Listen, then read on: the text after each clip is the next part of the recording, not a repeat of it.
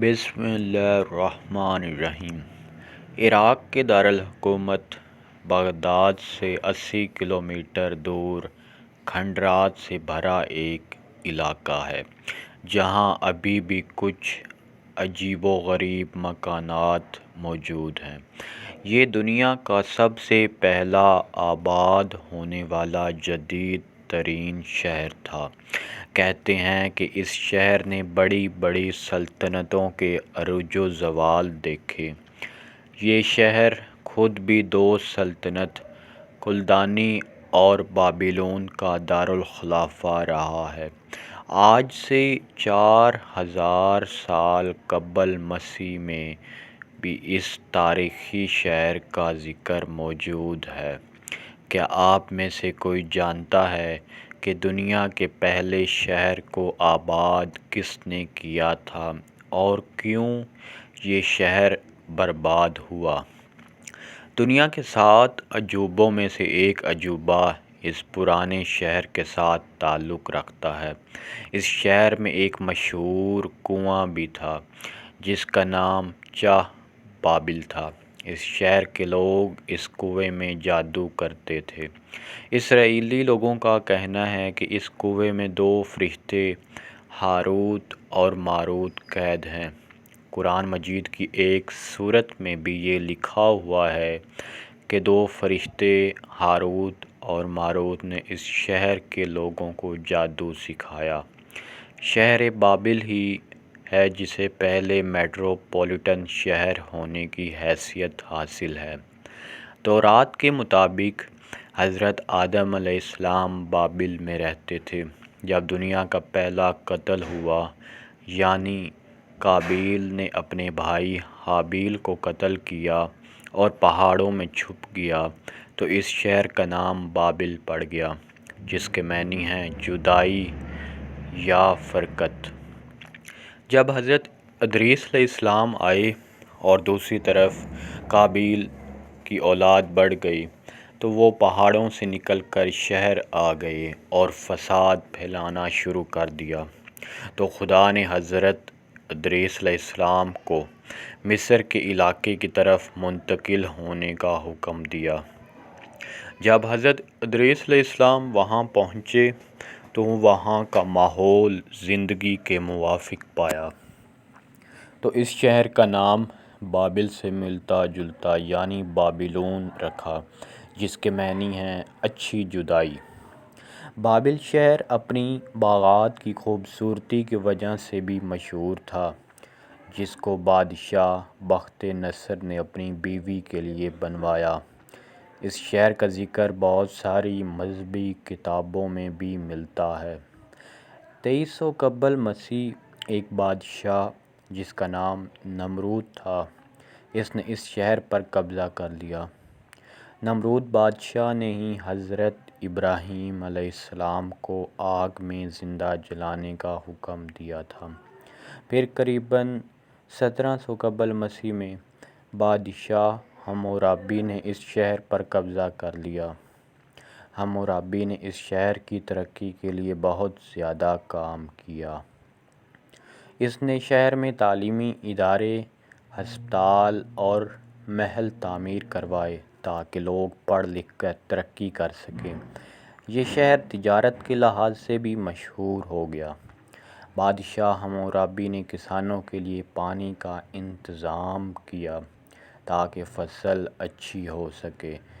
ایک قابل بادشاہ ہونے کے ساتھ ساتھ وہ اچھا شاعر اور طلسمات کا ماہر بھی تھا۔ طلسمات کے موضوع پر اس کی مشہور کتاب مکاشفات حمورابی ہے، جو کہ بابل کے ایک شہر کی کھدائی کے دوران دریافت ہوئی اور برطانوی میوزیم میں موجود ہے۔ حمورابی پہلا بادشاہ تھا جس نے تمام میسوپوٹیمیا پر حکومت کی۔ میسوپوٹیمیا کا علاقہ ہمیشہ سے ہی اہمیت کا حامل تھا۔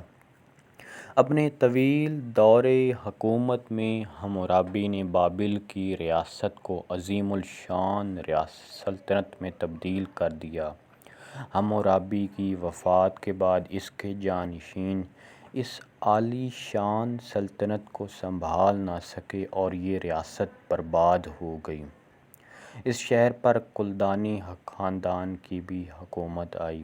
بنو نصر کا بیٹا بخت نصر بہت ہی قابل اور ہونہار تھا۔ اس نے حکومت لیتے ہی مصر کے ساتھ جنگ کی اور مصر کو شکست دی اور مصر کو فتح کر لیا۔ پھر اس نے یہودیوں کے ساتھ جنگ کی اور یہودیوں کے کئی لوگوں کو موت کے گھاٹ اتار دیا۔ جو زندہ بچ گئے ان کو اپنے ساتھ بابل لے آیا۔ ان لوگوں میں حضرت دانیال علیہ السلام بھی شامل تھے۔ بخت نصر کا دور بابل شہر کے عروج کا دور کہلاتا ہے۔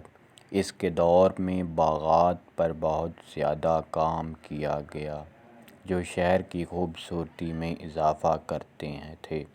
تاریخ دانوں کے مطابق اس وقت اس شہر کی آبادی قریباً 6 لاکھ لوگوں سے بھی زیادہ تھی۔ بابل شہر خوبصورت تہذیب و تمدن رکھنے کے علاوہ بہت ساری برائیاں بھی رکھتا تھا۔ اس شہر میں جادوگری بہت عام تھی۔ جادوگروں کی باقاعدہ دکانیں تھیں۔ جادوگر اپنے جادوگری سے لوگوں کو فائدے بھی پہنچاتے اور نقصان بھی پہنچاتے۔ اس شہر میں باقاعدہ بازار حسن بھی موجود تھے۔ نوجوان اور خوبصورت لڑکیاں اپنا جسم فروخت کرتی۔ اس شہر کے لوگ بت پرستی میں مبتلا تھے۔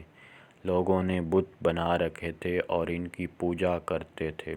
اس شہر میں عیاشی اس قدر عام تھی، لوگوں نے مندروں کو ہی فحاشی خانے بنا لیے تھے۔ اس شہر میں جہالت اس قدر عام تھی، عورتیں اپنا سب کچھ دیوتاؤں کو دے دیتی۔ اس شہر میں ایک جگہ پر بہت بڑا میلہ لگتا تھا۔ شہر کے لوگوں کے مطابق یہ گائیں اور بیل کے ملاپ کا میلہ تھا۔ لوگ دور دراز کے علاقوں سے یہاں آ کر اس بیہودہ پن کو دیکھتے۔ میلے والے دن عورتوں کی فحاشی اس قدر عام ہو جاتی کہ ہر مرد کسی بھی عورت کے ساتھ زنا کر سکتا تھا، چاہے وہ امیر ہو یا غریب۔ امراء اور شریف لوگ اس کے مخالف تھے، لیکن پجاریوں کا لوگوں پر اتنا خوف تھا کہ ان کے ڈر سے کوئی کچھ نہ بولتا۔ آپ اس بات کا اندازہ ایسے لگا سکتے ہیں کہ ایک دفعہ بادشاہ کی پوتی کی بھی عزت اتاری گئی، لیکن بادشاہ بھی کچھ نہ کر سکا۔ اگر بادشاہ جیسا طاقتور شخص کچھ نہ کر سکا تو عام آدمی کا کیا حال تھا؟